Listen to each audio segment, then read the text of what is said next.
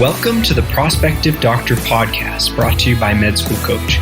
Each week we cover topics related to the pre-med journey to medical school and beyond, from the MCAT to completing your application and from starting medical school to choosing a specialty. Our podcast will provide essential information for anyone contemplating a career in medicine. All right. Hi, everyone, and welcome to another session of the PreMed Virtual Summit. We've got a great masterclass planned today. Today, we're joined by Dr. Yoediono, who's a physician and is also a master tutor at Med School Coach and has tons of experience teaching students. And today, we're going to dive deep into letters of recommendation. So thanks so much for joining us here. Thank you for having me. I'm excited to be here. So let's go ahead with, let's get started with just the absolute basics. So let's start with basically what are the basic requirements for letters of recommendation needed for medical school? Like how many are required? Maybe you can talk about science versus non-science a little bit. Yeah, absolutely. So, at Med School Coach, we recommend getting 5 letters of recommendation. And to break it down, we say 2 from a science professor, 1 from a non-science professor, and about 1 to 2 from outside of academia. So if you are doing research and you work with a private and a PI, or if you've been shadowing a doctor, or you're involved with one of probably a gazillion extracurriculars that you've been doing, and you have someone who's supervising that activity, those are the kinds of people that you want to ask for the 1 or 2 additional letters of rec. What I would add quickly to that is, once you kind of know where you're going to apply, I would always look at each medical school's website also to get a sense of what they ask for specifically. Because sometimes there's a few medical schools that ask for these letters that you wouldn't have thought to get basically unless you look there basically. So that's just like to play it safe. Okay. And so you actually mentioned, even though you're getting a letter from like a professor who's doing research or something, so that person is, in the field of science, do they not count as a science professor?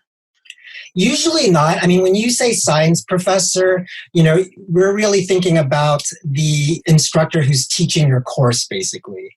And so usually with a PI, they're not, it might be related to a course you might be taking, but that's usually in the context of research where maybe you're working one-on-one or, like only a few people in the lab. So it's not really related to a science course per se. So that's why we say science professor.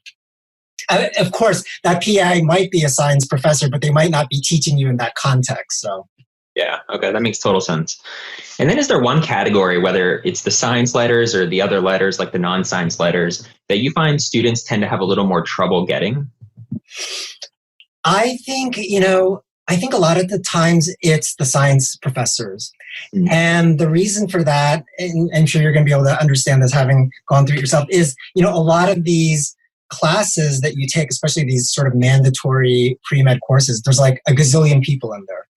And so it's, then the question becomes like, wow, there's like 400 people here. How am I going to get a letter from a professor where there's so many of us? And probably a lot of us are going to be wanting that letter also, basically. So that's the kind of, those are the notes that I often get the most often from, the clients that I work with in terms of that being a struggle. Yeah, I have extremely not fond memories of my 300-person organic chemistry class. Everyone was trying to kiss up to the professor for a recommendation. And then, of course, all these people are so smart, too, as well. So it's tough to make an impression on the professor. Yes, you're right. So it's a tough situation. And then, so how about committee letters? What's a committee letter? Right. So a committee letter is a letter written either by a pre-health committee or a pre-health advisor at your school, basically. And that letter really is sort of like the official, the school's official assessment of you, basically. I mean, that's what it is in a nutshell. And, we recommend that, if you're able to get a committee letter, as a letter of recommendation, that's really a great way to go.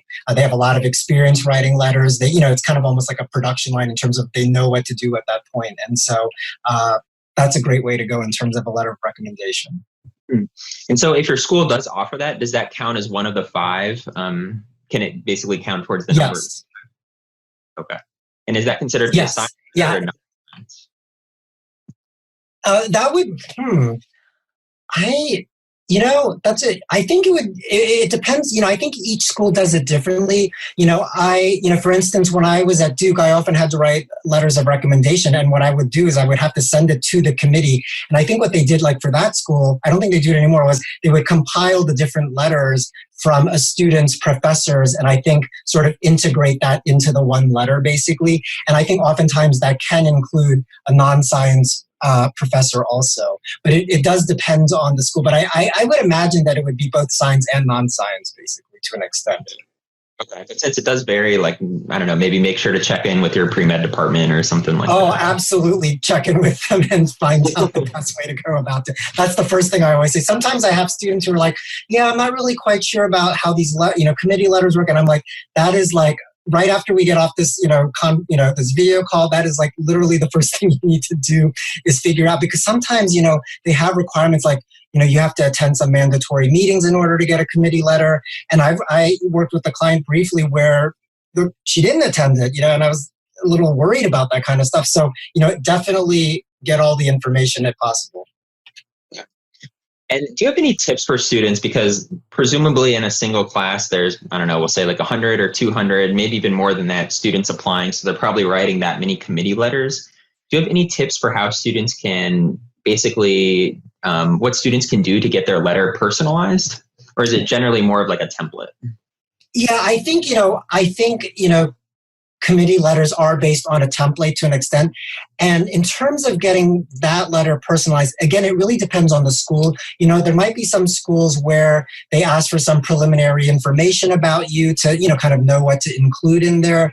And so if that's the case, that you have a chance to sort of personalize it in terms of including, like for instance, if they're wanting to know about sort of like work activities or experiences that you had, that's a good chance to include really great details about, for instance, responsibilities you had for an experience, any results that you got, really get into the details about that kind of stuff. Or, they might, for instance, do like an interview ahead of time to, talk to you to sort of get a sense of what you've done and what to include in the letter. And in instances like that, maybe you can kind of prepare ahead of time and maybe even try to anticipate questions they might ask you. And so then you can write kind of, think of detailed responses that you might want to give them, basically. Okay. And do all schools offer a committee letter? No. I think there are some schools, I think a lot of them do, but there are some schools that they don't offer a committee letter. They probably have some kind of like, pre-med advising center or something like that, but they may do it differently there, basically. And so again, that's why it's great to know who your pre-med advisors are. So they can kind of lead the way in terms of what you need to do to make sure that you get the appropriate letter sent in to whether you're applying, to MD schools or DO schools or, things like that, basically. Okay. So it sounds like they should be some of your best friends throughout college, huh? Your pre-med office? Yes, BFFs. I don't know if you guys still say that, but that's what I would say. All right. So when do you think a pre-med student should really start thinking about their letters of recommendation? Great question. So I think for the year that you're applying to medical school, and for a lot of college students, it's usually their junior year, I would say February, early March, which sounds really early because, usually you can't even submit it, your MCAS application until end of May, early June. But you have to remember these people whom you're asking letters from have a life, a work life, basically. And so they're, teaching or they're, working as full-time physicians, and there might be other people who are also going to ask for letters, basically. And so the earlier you can ask and get on their sort of like radar screen, the better, because it's not like they're going to do it right away. They're going to be like, yeah, sure. And then it's going to be like 3 months later, and then you're going to have to remind them, basically. So the sooner you can do it, the better, definitely. Okay. And then even taking a step back a little bit, in terms of like planning for your letters of recommendation, when do you think students should start thinking about, okay, who should I be trying to get letters from right now, or maybe trying to develop relationships? When does that start? I actually think as soon as you step on college campus, you're going to be applying most likely, again, your junior year. And, you can look up, like as we've talked about, the kinds of how many letters you need, the type. So some of these letters might not come from just your junior year, right? They might be, maybe you did amazingly in general chemistry your freshman year or something like that. So that's something you want to keep in mind and think about, which we'll probably talk about later, how you cultivate a relationship with the people whom you think you're going to ask a letter from, basically.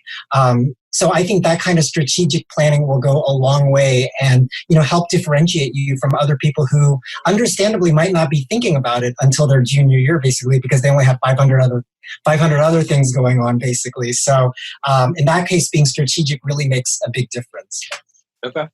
And so you mentioned cultivating that relationship. Could you give us some tips on how pre-meds can basically cultivate these relationships? Yes, absolutely. I think one particular area which Max, we talked about before was the, pre-med student trying to get a letter from science professors, right? Because you're in these large intro classes, there's like, a bazillion students in there and, you're all gunners and doing well. And then it's like, how do I even look, how do I separate myself from all these other super smart people? And, that takes planning, and that takes effort. You have to really be proactive. And I think there are 3 particular things that you can do. Number one, while you're in the class, take advantage of office hours. Professors often have them. And I think, if you can go periodically to the professor with really good questions, really, things, like, don't go and ask a dumb question because, just for the sake of looking like you're asking a question. Professors can see that from a million miles away when you're not asking an authentic, really well thought out question. But if you have one, and, even thinking of a good question takes time. If you can think of that, take advantage of the office hours, go there. And that's one way to begin cultivating a relationship. Another way is, oftentimes professors have review sessions. And I remember when I was in college, I used to go to every single review session, basically, even if I was doing well in the class. If you're doing really well and then you're going to these review sessions and then you have really great questions on top of that to ask during the review session, that's going to help differentiate you because it'll show that even though you're doing well, you're really genuinely interested in the material that's being taught there, basically. And again, that's a good way to make an impression. I think the third way, which is even more in-depth, is let's say you do really well in one of these science classes and you have the opportunity, or maybe you can be proactive about this, about being a TA. That's a really in-depth way to form a great relationship because, as we know, being a TA requires, encompasses a lot of responsibilities. You might be helping, teach some courses, you're preparing for labs, grading papers, and you're going to be, whether you like it or not, you're going to be interacting with the professor. And so if you can do a great job as a TA, that'll give the professor even more things to write about in the letter beyond just like the great grade that you got in their class, basically. And that can help really differentiate you. Sure. Absolutely. So I think one thing that I really noticed was a thread between each of those 3 things is you really have to show like interest, and you have to show basically how passionate you are about the specific material that they're teaching, right? And that basically goes through each of them. So when you're coming up with great questions, like you're saying, you're not just showing up to office hours just to show your face to the professor. Like you're showing them that you're interested in what they're teaching and you want to learn more from them. I think that's the kind of stuff that professors are looking for. Absolutely. Absolutely. If you're a professor and you see, a student who is just so genuinely interested in the material and really cares about it and wants to talk about it, it's just like a great feeling, and I think that really inspires them to really want to help you if you're showing that you're being very proactive, trying to do as much as you can. Nobody wants, I hate to say, nobody wants to help someone who's just sitting around waiting for someone to come up to you and help. And first of all, that's not going to happen in college anyway, basically. So if you're a freshman, you need to get over that really quickly. You have to be very proactive, basically. But, I think that's just true in life, right? You really you're going to be more inspired to help the person who is really just, proactive and wants to help themselves and really cares and has a lot of enthusiasm. That's being a human being, I think. Yeah, absolutely. And then, let's see. So you had mentioned... Sorry, just quickly lost my train of thought here. So in terms of when you're trying to ask a professor for a letter when you're in their class, I've actually heard of the idea before that at the very beginning of the semester, you actually go to them and say like, oh, Professor so-and-so, I'm interested in getting a letter of recommendation for you, and just basically laying the groundwork beforehand. Mm-hmm. What are your thoughts on that? Yeah, I mean, I can imagine, people being in both camps of like, yes, at the beginning or wait till later. And I was thinking about this, and I think it makes more sense to wait because, first of all, you don't even know how you're going to do in that class. So, you bomb the class, not that I think the professor would want to write a letter after that, but, I just don't see an advantage to that. I think, whether it's even a class or you have a shadowing experience or whatever, I think it's better to wait until later, to see how you've done, if you're getting a good grade, if there are things that you've done to contribute to the class, then it makes for a stronger case later on anyway, because then you can go back and say, hey, Professor so-and-so, I'd really be, most appreciative if you could write a letter, and the reasons are, and then you can kind of lay out the reasons then. If you ask at the beginning, you really can't do that because you don't know how well or not well you're going to do in the class, And the same goes for like a shadowing experience. I wouldn't ask at the beginning because you don't even know if you're going to do anything that's worthwhile to even merit asking a letter. And the other thing is, if you ask right at the beginning, some physicians might get the impression that you're only doing this just to get a letter, and that's not a great first impression either. I mean, even though they know you're going to ask, but you want to give the first impression of genuine interest, not because you just want to get something out of it at the end. Absolutely. And then you had kind of talked about that humanistic element before, like say, I mean, your class is like 5 months. What if you have personalities clashing, like what if this isn't someone who you get along with great, Exactly. No, that's a great point. Yeah. So how about, does the title of the person matter? So does it matter whether they're like the senior tenured professor of, whatever, or just maybe an associate professor? Right. So, the short answer would be no. I think the main thing, in asking a professor, a faculty member, if you take a step back, right, one of the things you have to ask is, what in the world is the point of the letter of recommendation, right? And the point is to have someone really provide an in-depth, positive assessment of you, basically. And so to that end, of course, if all things being equal, you have like the person who's like this world-renowned faculty, full tenure, blah, blah, blah, versus someone maybe who's not there, but they both know you equally well, like equally wonderfully. Well, yeah, you would probably go with the former rather than the latter. But sometimes, applicants are under the impression that if I just ask a professor who's really super well known but doesn't know me that well, that's a good way to go. And I always say, no, that's like the worst way to go, because just name dropping or title dropping isn't going to be anything if the letter is not a really detailed, rich assessment of you, basically. Okay. So title does matter, but first thing you need to consider way more than anything else is basically the quality of the letter. Absolutely. That's the most important thing.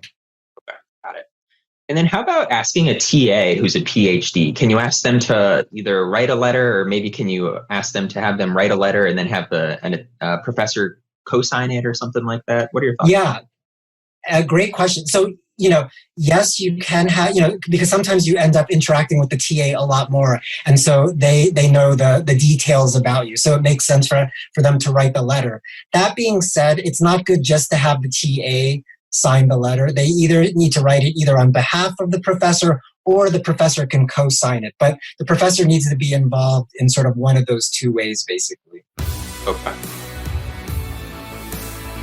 Our mission is to inspire, encourage, and inform students as you journey through a rigorous and intricate process of achieving your dreams in medicine. Visit us at prospectivedoctor.com and medschoolcoach.com for more essential resources in your medical school journey and beyond.